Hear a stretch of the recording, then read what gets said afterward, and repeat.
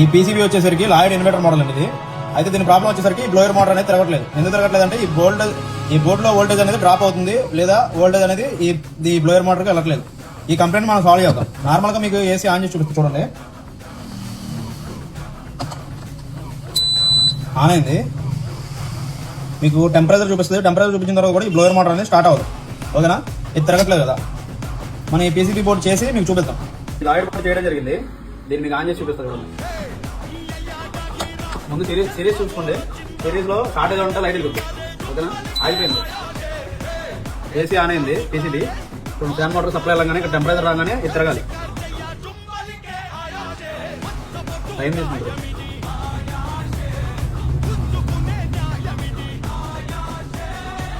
ఓకేనా, blower motor అనేది running అయింది. నేను దీంట్లో ఏమేమి మార్చానో మీరు కామెంట్ రూపంలో చెప్తాను.